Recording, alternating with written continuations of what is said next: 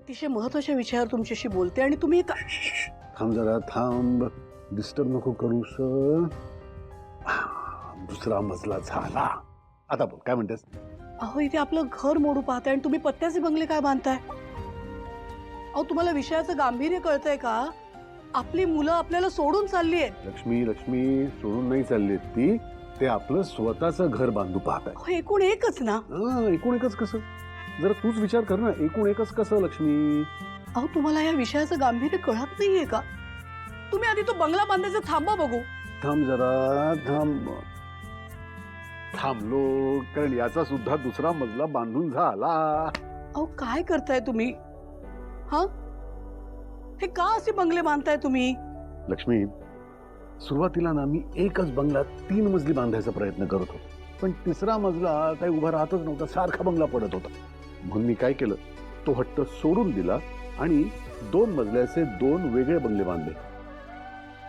बघ आता दोन्ही बंगले अगदी व्यवस्थित झालेले आहेत. म्हणजे सिंचना आणि हरीश वेगळं घर करून राहतील याला पाठिंबा आहे तुमचा?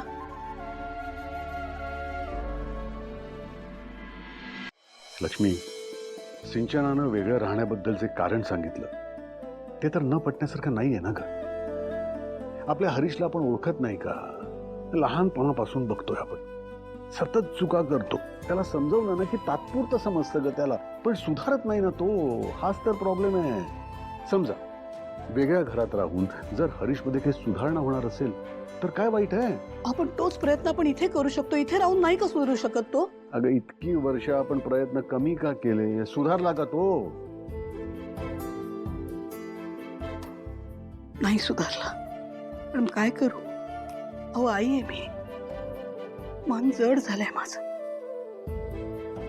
सिंचना सारखं म्हणते की आपल्या सानिध्यात राहून तो बिघडलाय. हा नाही नाही लक्ष्मी, नाही, चुकते असतो.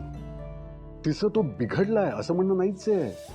ती म्हणतेय की तुझ्या सान्निध्यात तुझा मुलगा रमलाय. समजा वेगळं राहिल्यावर त्याचे डोळे उघडणार असतील, त्याला खडबडून जाग येणार असेल तर काय वाईट आहे ना ग?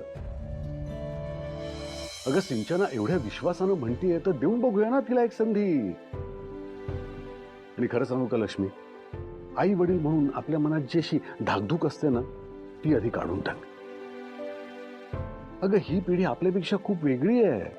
त्यांच्यासमोर जी आव्हानं आहेत ना, त्यांचा आपण विचार सुद्धा करू शकत नाही. आणि ती सक्षम आहे ग आव्हानं पेलायला, आव्हानांचा सामना करायला.